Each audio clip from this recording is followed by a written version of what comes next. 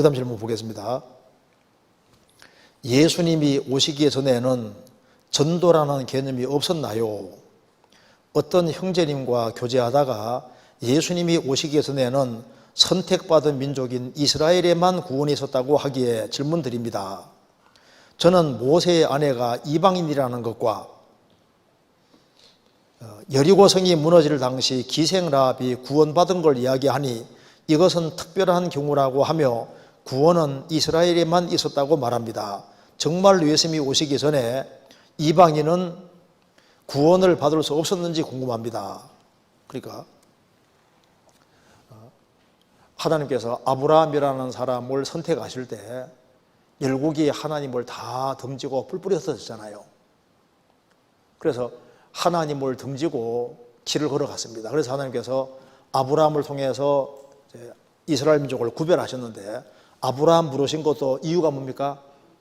아브라함 통해서 이스라엘 구별하시고 이스라엘 통해서 전 세계 사람을 구원할 계획 때문에 아브라함을 부르신 거잖아요. 그러니까 하나님이 아브라함을 부르실 때 처음부터 전 세계 사람에게 구원의 복을 주시려고 아브라함을 부르신 겁니다. 그러니까 하나님의 계획 속에 최대한 많은 사람이 구원받는 게 하나님 뜻에 속하는 거예요. 그래서 이스라엘 민족이 선민으로 있었지만은 구원받기를 원하는 사람은 하나님이 계속해서 구원의 길로 인도하신 것이 맞습니다. 그리고 그럼 여기 이제 이스라엘 민족에만 구원이 있었다고 어떤 형제님과 교제하다가 예수님 오시기 전에는 선택받은 민족인 이스라엘에만 구원이 있었다고 하기 질문드립니다. 그러니까 저는 모세의 아내가 이방인이라는 것과 여리고성이 무너질 당시 기생라합이 구원받은 것을 이야기하니 이것은 특별한 경우라고 하며 구원은 이스라엘에게 있었다고 말합니다. 자, 이스라엘을 중심으로 해서 역사를 펼쳐간 것이 맞지만은 이스라엘 민족을 제외한 이방인은 배제시킨 것은 아닙니다. 그럴 수가 없잖아요. 이스라엘 민족을 통로로 삼아서 전 세계 사람을 구원하려고 했기 때문에 하나님께서는 구원받을 만한 사람은 계속 구원시켜 오셨잖아요. 하나님은 이스라엘 민족을 통로로 삼은 것이지만 이스라엘 민족만 위하고 이방인은 완전히 버리고 배제시킨 그런 게 아닙니다.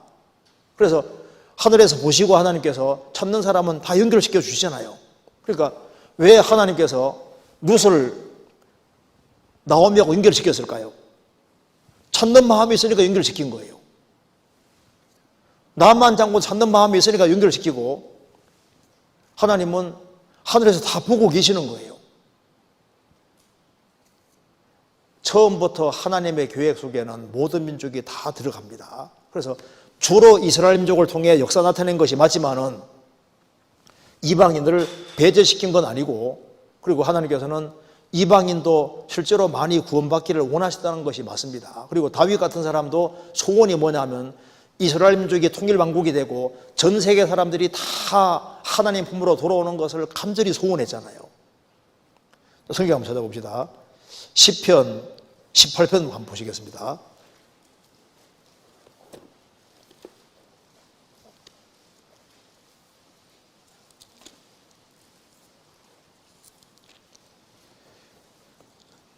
(18편)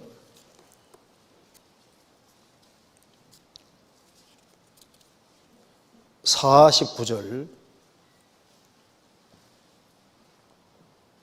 다윗이 쓴 겁니다. 여호와여 이러므로 내가 열방 중에서 주께 감사하며 주의 이름을 찬송하리이다. 여호와여 이러므로 내가 열방 중에서 주께 감사하며 주의 이름을 찬송하리이다. 다윗은 이스라엘뿐 아니라 온 세계 열방이 하나님 이름의 영광받게 되기를 간절히 소원했습니다. 시편 57편 찾겠습니다.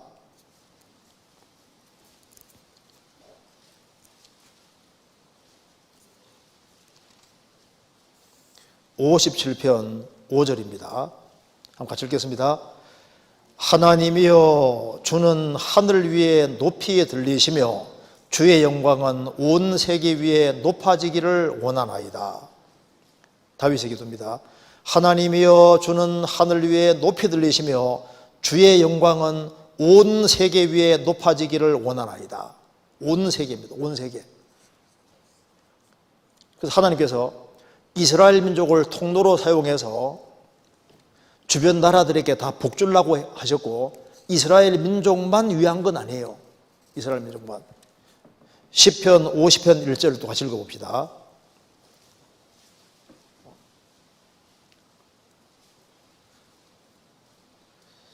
전능하신 자 하나님 여호와께서 말씀하사 해 돋는 데서부터 지는 데까지 세상을 부르셨도다. 온전히 아름다운 시온에서 하나님 빛을 발하셨도다. 그래서 하나님께서는 이스라엘을 중심으로 해서 전 세계 사람이 정말 복을 받게 하려고 했는데 이스라엘 민족이 제대로 못 살아준 겁니다. 그래서 하나님께서는 이스라엘 민족을 도구로 사용해서 주변 나라들이 다 복받기를 실제로 바라고, 그래서 이스라엘 땅에 오는 이방인이나 객자 이런 사람들을 이렇게 학대하지 말라고 계속 경고가 나오잖아요. 그래서 너희들이 농사 짓더라도 가난한 자를 위해서, 이방인과 객을 위해서 이제 이삭을 베더라도 떨어진 건 남겨두라고 돼 있고, 항상 이방인들을 계속 배려하는 게 성경에 계속 나옵니다.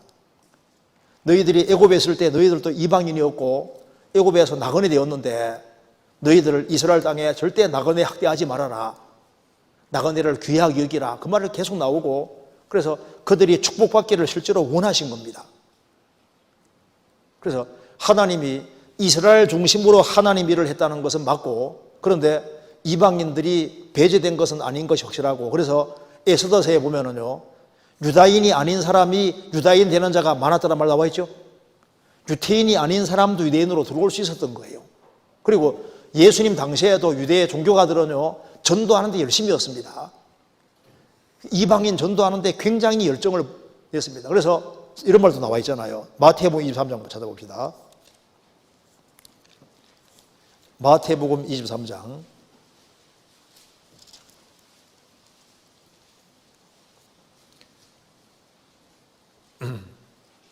23장에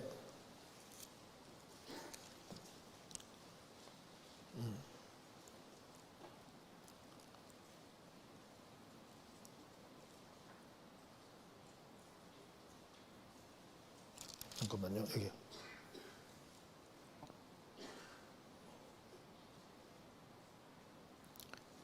여기 15절 보시겠습니다. 화 있을 진저 외식하는 서기관들과 바리새인들이여, 너희는 교인 하나를 얻기 위하여 바다 욕실을 두루 다니다가 생기면 너희보다 배나 더 지옥 자식이 되게 하나도다.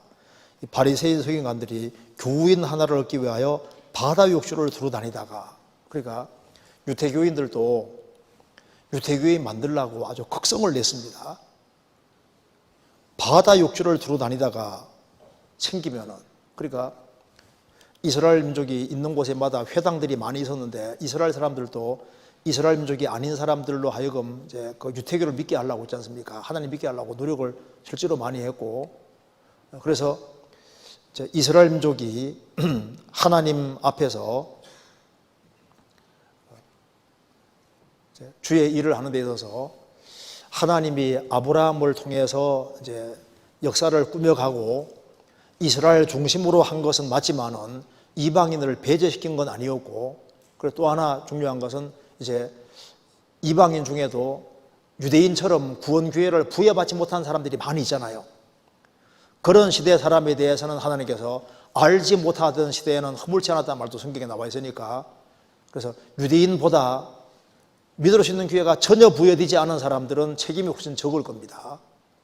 그들은 도덕적인 책임이 없잖아요. 그래서 그 정도로 이제 좀 생각을 하면 되겠습니다.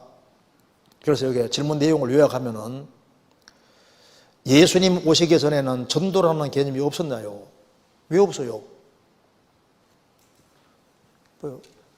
나만 장군 전도한 그 계집 정도 이방 땅에 팔려가서 거기에서 전도해가지고 결국은 나만 장군이 믿게 되고, 그렇게 해서 믿으니까 이스라엘 땅에 온 거잖아요.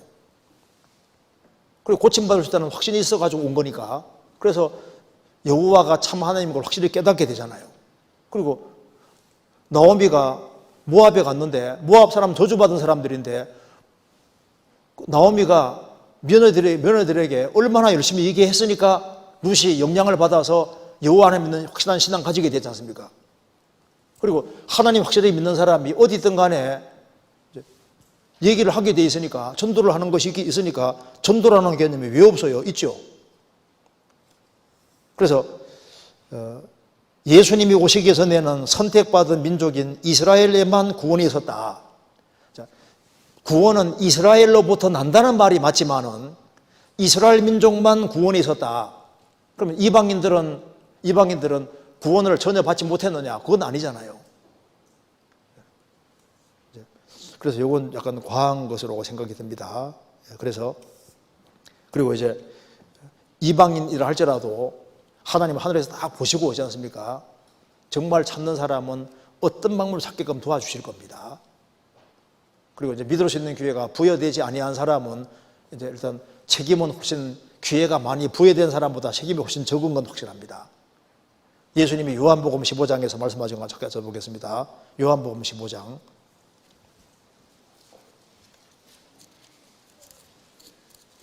요한복음 15장 22절입니다.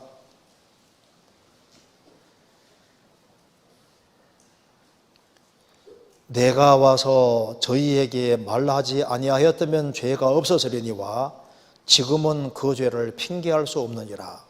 예수님이 오셔서 3년 반 동안 이적을 보이고 말씀을 하지 않았다면 배척하는 죄가 없는데 지금은 그 죄를 핑계할 수 없느니라. 그래서 믿을 수 있는 기회가 더 많이 부여될수록 책임이 더 크다는 걸 알 수 있습니다. 그리고 이제 구약 한번 읽어보시면요, 너희들은 고아와 가부를 절대 학대하지 마라, 나그네를 사랑하라, 이방 나그네 사랑하란 말이 계속 나옵니다. 그래서 이스라엘 땅에 오는 그 이방인들 있지 않습니까? 그들도 하나님을 알아야 되니까 그들을 선대하란 말이 성경에 계속 나오잖아요. 하나님이 아브라함 부를 때 처음부터 모든 민족을 다 주님 품으로 인도하려고 항상 계획 세우고, 그렇게 해서 주님이 언제 제일 크게 노하셨냐 하면은 예수님 공생의 당시에도 성막이 이렇게 있으면은, 성전이 이렇게 있으면은,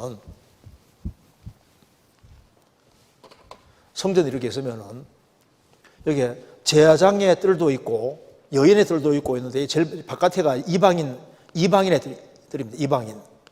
이방인의 뜰인데, 이스라엘 백성들이 원래 성전 바깥에서 이렇게 돈 환전하고 짐승 팔고 사고 해야 되거든요. 왜? 멀리서 오는 사람 양 가지고 오기 어려우니까. 그래서 여기서 밖에서 양을 사가지고 이제 제물을 드리게 돼 있는데, 유대인들은 이방인을 개처럼 취급했기 때문에 이방인들을 여기에 장사하고 있었던 거예요. 여기서 하나님의 계획은 성전 만들 때도 이방인들에게 하나님의 마음속에 이방인들이 포함되어 있거든요. 여기 와 장사하니까 예수님이 책책 들고 막 진도해가지고 막 다 내쫓았잖아요. 그러면서 뭐라 했습니까? 내 집은 만민이 기도하는 집이다. 만민, 이걸 강조했습니다. 만민이 기도하는 집이다. 하나님의 계획 속에는 이방인이 포함되어 있는데 유대인들은 우리들만 선민이니까, 우리들만 구원이 있고 자기들만 최고라고 생각하니까 그게 잘못된 거다 그 말입니다. 그래서 주님께서 이걸 다 내쫓았지 않습니까? 요한복음 2장에 나와 있는 게 바로 그 내용입니다.